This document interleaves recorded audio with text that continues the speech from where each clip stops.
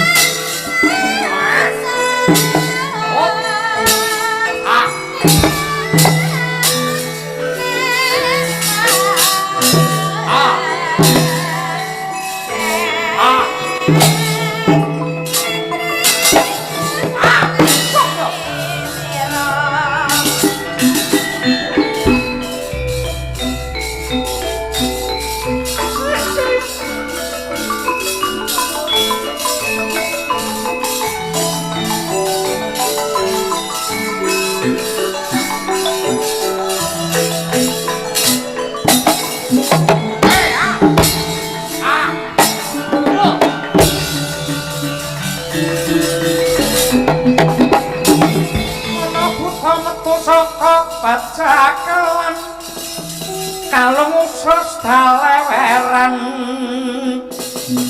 mangan daging palem-palem sarya mondong limpo sarwiha mondong limpo paman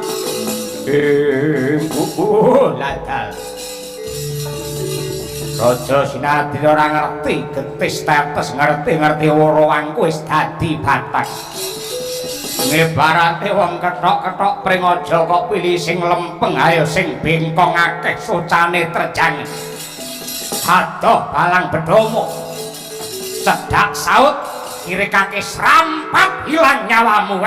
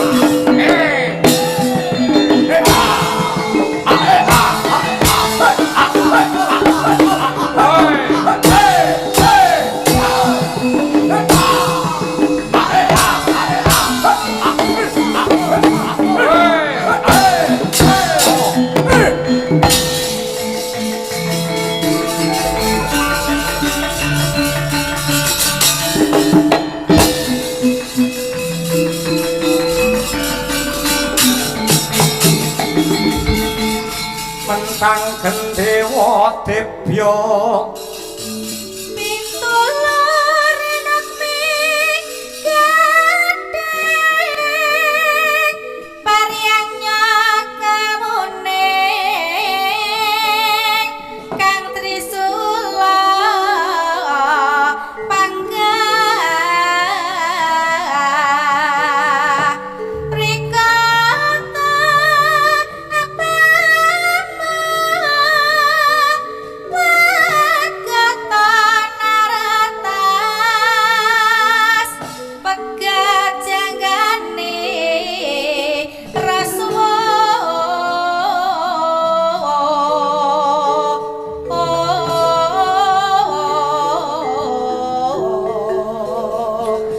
mangsa ira serna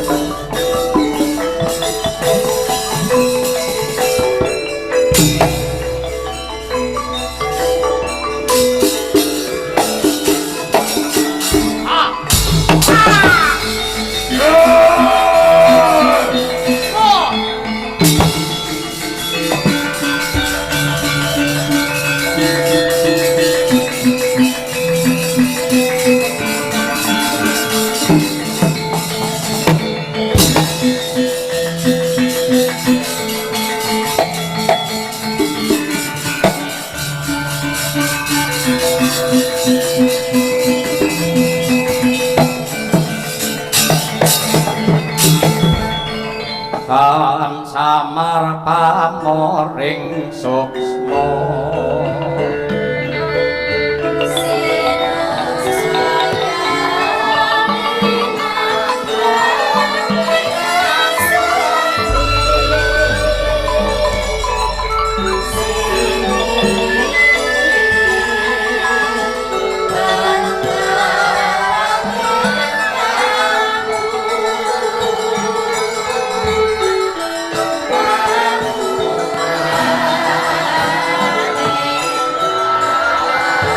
yo mantra neng sorong nyodolan nang gedhe pangaridawane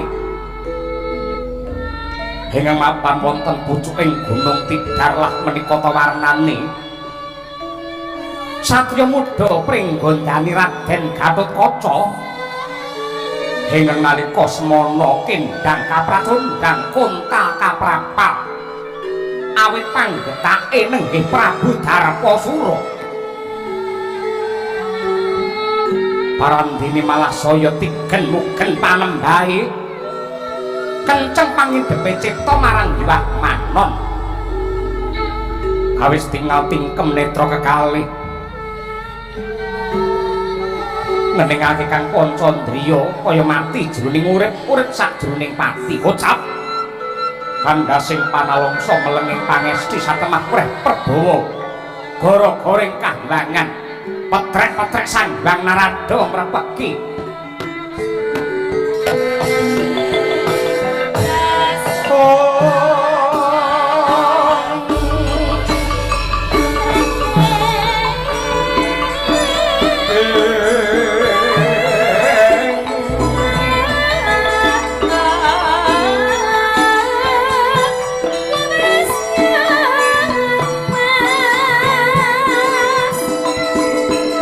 sapodo eling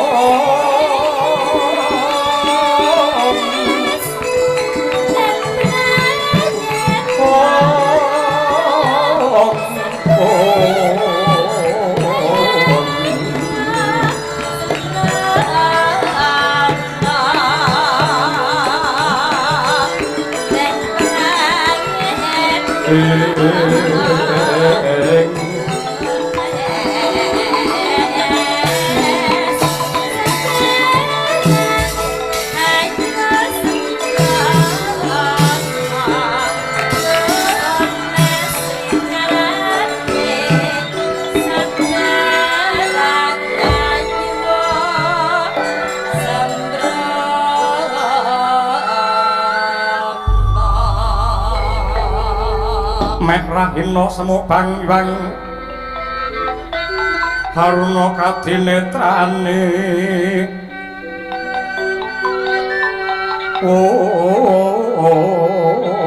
rapuh sataning kukiloring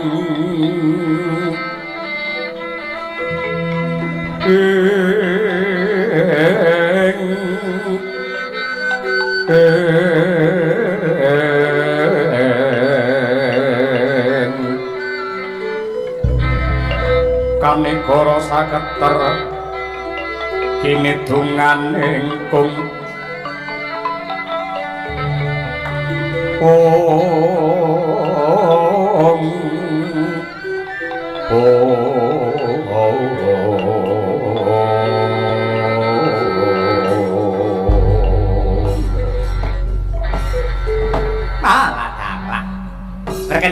berkencang Pak Pong warudaya selere buntuti acel kater.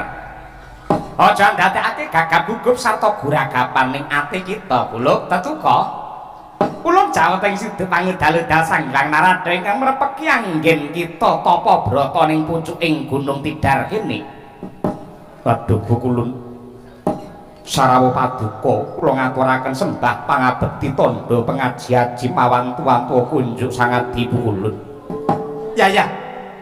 Kaca negara wis ulun tampa gawe bombong ing rasa. Nyuwun pangapunten. Menawi anggen kula yoga brata wonten mriki akarya getering Kahyangan Suralaya. Yen Tela Gatotkaca menika anggadhahi dosa sarta gendhong kalepatan. Sampun ngantos paduka wigih ringa-ringa monggo kula aturi banjut nyawa kula tinemplungaken wonten madyaning yomani Kulun. Hate kaca. Haywa kaduk ati bela panampa nadyan Dewa ki duwe panguwasa nanging panguwasane ora kinarya gada. Tegese ora bakal midana titah sing tanpa cetha dosa lan bangkere anggen mangesti nindakake puji dikir kidung suci lan mantra rahayu. Satemah akarya horeg dedreg ana ing Kahyangan Suralaya banjur Sang Hyang Jagat Girinata Sang Hyang Bathara Guru paring dawuh kelawan ulun supaya matedhak ana ing Gunung Tidar merepeki kelawan jeneng kita Buluk. Nadyan to jeneng kita ora matur yektine dewa wis uninga lamun to jeneng kita bakal sinengkake ngaluhur mongko dadi ratu ana ing negara Pringgondani ning ya kuwi abot sanggane abot pandadaran sarta pacoban sing kudu ndok tampa. Merga sing jenenge ratu kuwi ora gampang, Narendra kuwi ora gampang. Ratu kuwi pengayom. Ratu kuwi pengayom ingkang dadi pangareping wong sak negara kang hambeke kudu berbudi bawa laksana.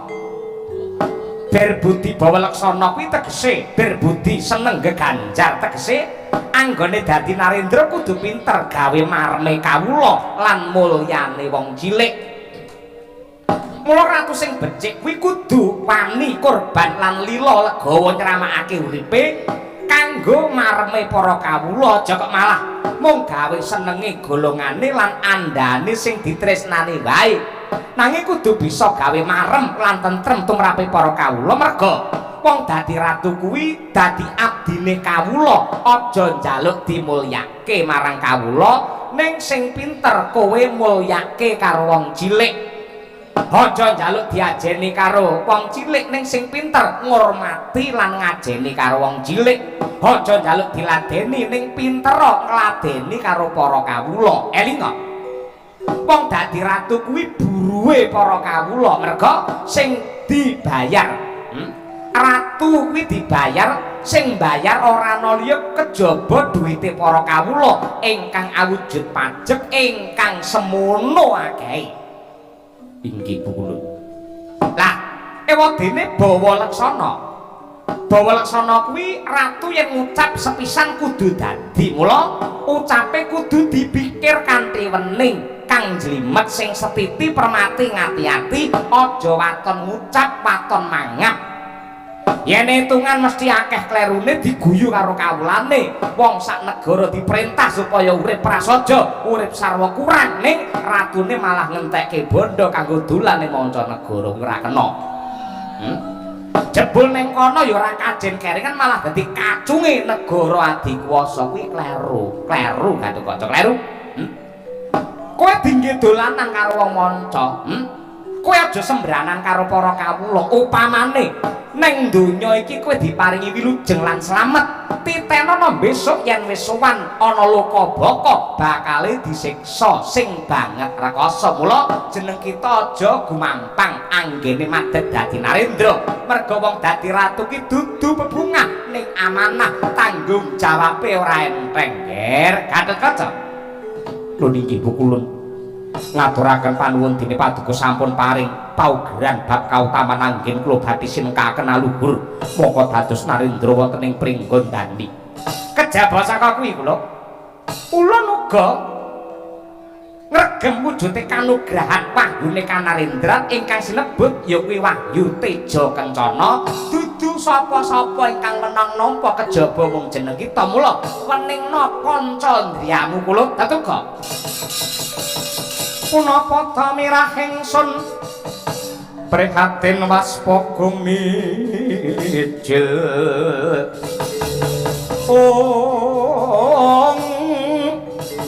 tuhu taha tanpa karya sengkan rinemakan Gusti gelung rinusak sekarya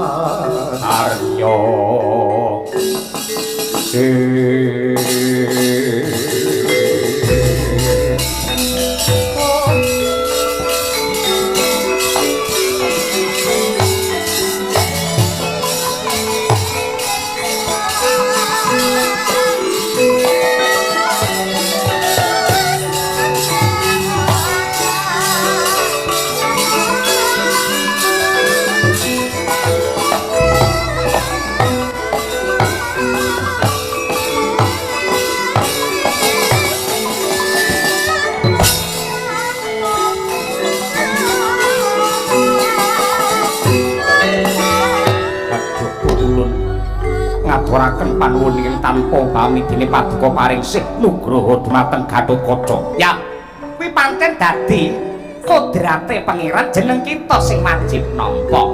Wis, ripalungguhan iki negaramu lagi ketaman ribet, nembe ketaman pepeteng, dudu sapa-sapa sing dianti-anti lan ditunggu-tunggu karo para kawula pringgon dani kejaba wong jeneng kita. Sing percaya Gatotkaca, sapa wae ndarbe sedya ayu bakal manggih rahayu Gatotkaca.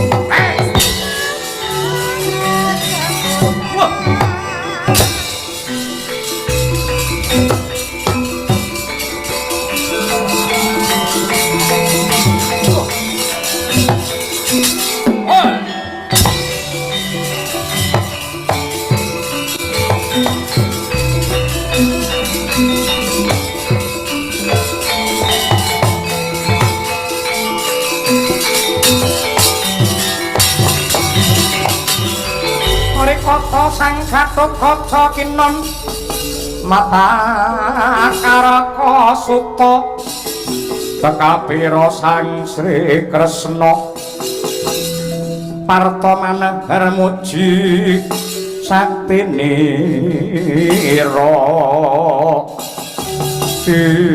Baladala tak kira wis mati parandene Sumara katon lamun tambah sekti tak kira wis mudhar parandene malah katon bingar-bingar mebyar moyo tahya Gatotkaca Prabu Darmasura ayo dibacutake anggene Bandayuda aku kawan kowe iki ratu sing kewajibane ngayomi marang sagung para kawula dasih mulune becik ayu nyambut gawe anut kelawan kodrate dewi-dewi Gatotkaca tak nata para kawula pringgondani dene kowe mulya tatanen lan ayamana para kawula ingkang mapan ana ing negara Tunjung Lautan Muredep ucapmu sing kaya ngono padu-padune wong jirih getih wedi mati dina iki maragake dibuktekke sepisan kas sapa sing jengkilang kuandane glundung sirahe bosok koklok dirubung laler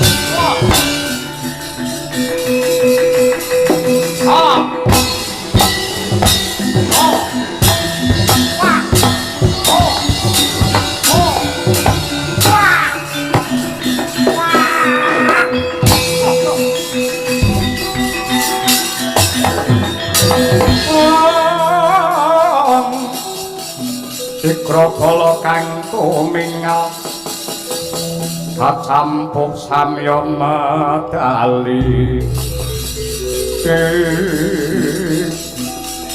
ora turakna ginawi becik entek-entekane modar rasakno yen dawa umurmu tanurunga neng negaramu mung nyiksa rasane para kawulamu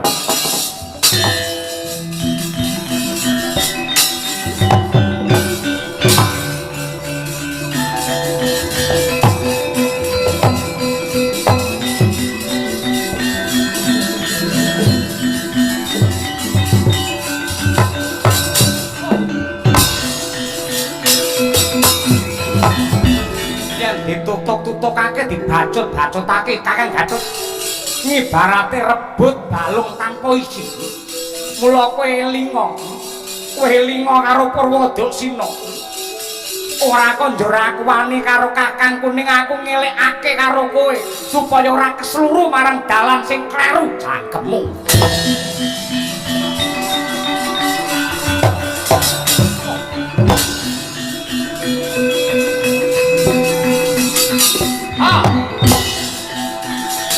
Hey!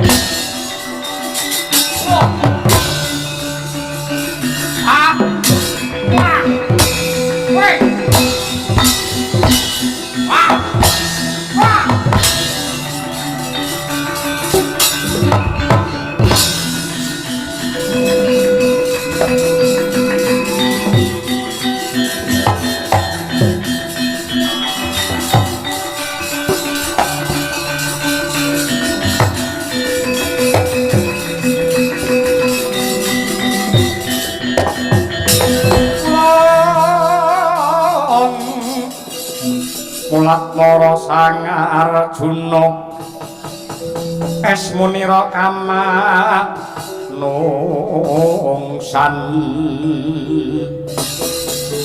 ing Kaki Prabu Pringgondani mara kakiri palungguhan iki ora ari enalarmu glejahan pikirmu mestine Gatotkaca wis ngerti wis mudeng kepiye to watak wantune para Pandhawa wiwit kuncung nganti gelung pepundhenmu Pandhawa tansah nyebar kautaman ndeder marang jiwa tulus lan suci adoh saka panggawe cidra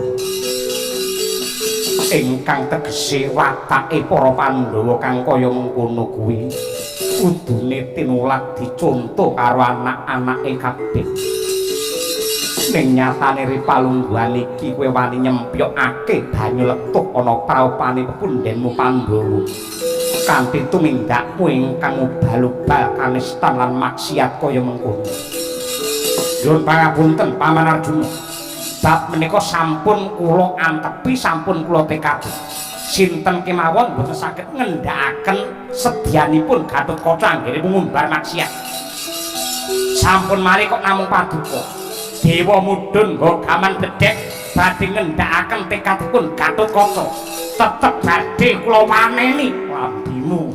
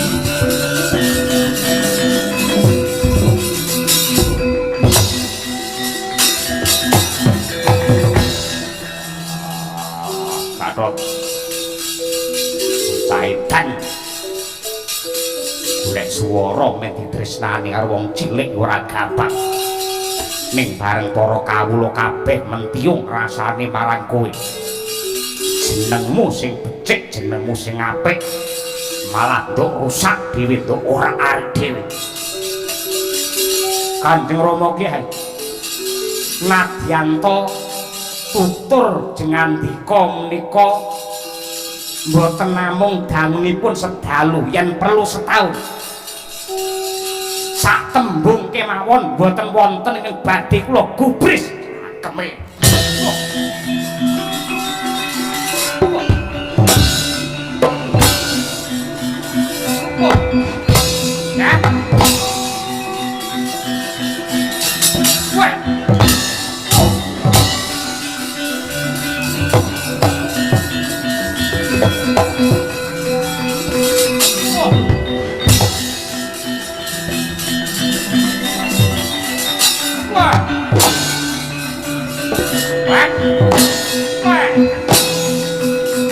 Sembur.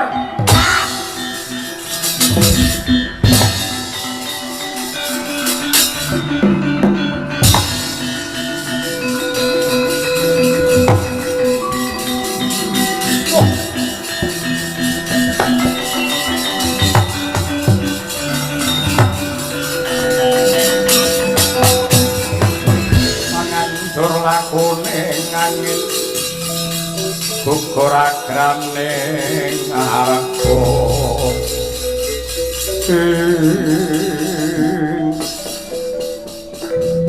banget dosane Gatotkaca ki apa lupute Gatotkaca ki apa lan aku nate gawe kapitunan ki marang sapa gawe rugi karo sapa Parandina ana pawongan sing mali jebles lawan Gatotkaca. Aja ndleming kaya wong lindur, aku iki calon ratu pringgondani Gatotkaca. Ngawur ngawugar. Gatotkaca sing sejati aku, Gatotkaca sejati aku. Kowe kena ngaku Gatotkaca.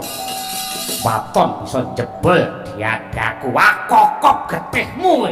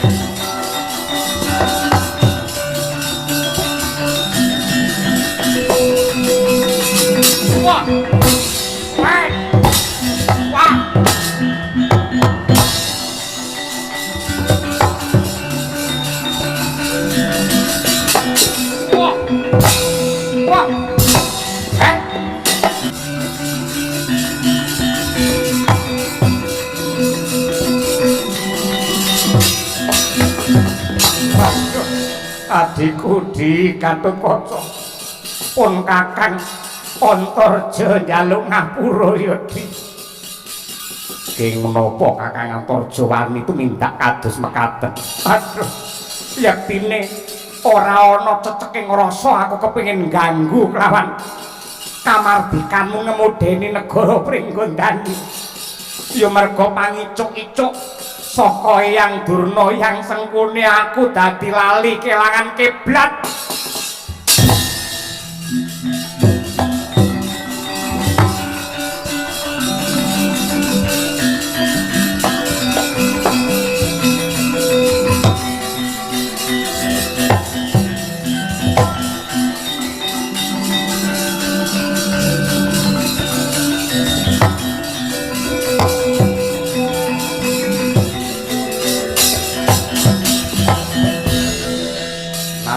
Nari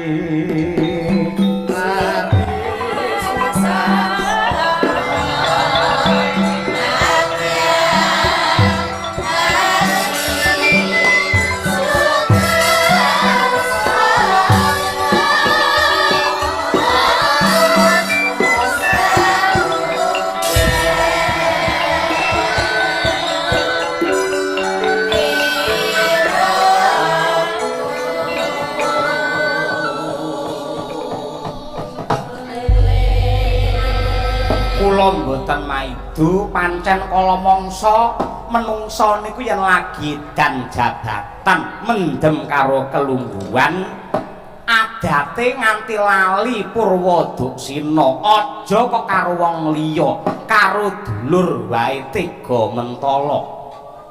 Wah, Antarja. Inggih Rama Kyai, kula nyuwun pangapunten ingkang agung. Ning nuwun sewu, kula taksih percaya pangandikanipun para pinter. Nadyan kados pundi kemawon, wong becik tetep bakal ketitik, wong ala bakal ketara. Sapa sing bibiti ala ing kono wadune bakal sirna. Inggih kanthi lampan menika ingkang putra jangkar bumi, Gus. Ndara Antasena tetep waspada, aja gampang nampa ucape wong-wong sing icuk-icuk ngejak marang dulur ora rukun tur liwat dalan ingkang boten bener. Nadyan kados pundi kemawon kridaning ati tanpa mbedah garis sing pasti, budidayane menungsa tangih sembodo nyundul purbane kang kawasa, tetepipun Ndara Gatotkaca ingkang sinengkaaken ngaluhur jumeneng nata wonten ing pringgondani, mugi-mugi saged ambabar adil para marta andadosaken para kawula tentrem rahayu lan raharja. Dene kula Semar ingkang minangka wakile rombongan saking Karanganyar sampun rampung jejiban kula anggen kula gelar dumateng lelampahan, mesti kemawon kathah lepat lan klentunipun mila kula nyuwun gungi samudra pangaksami lan ngaturaken panuwun ingkang tanpa pepindhan dumateng Bapa Darya sak kulawarga ingkang sampun kepareng nresnani ngayomi dumateng budaya Jawi nenggih gelaring ringgit purwa menika.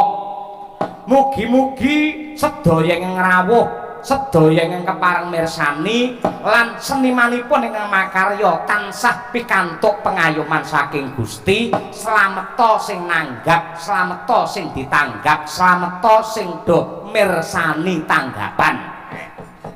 Minangka tandha syukur aku bakal joget sawetara mangsa bareng, Gus.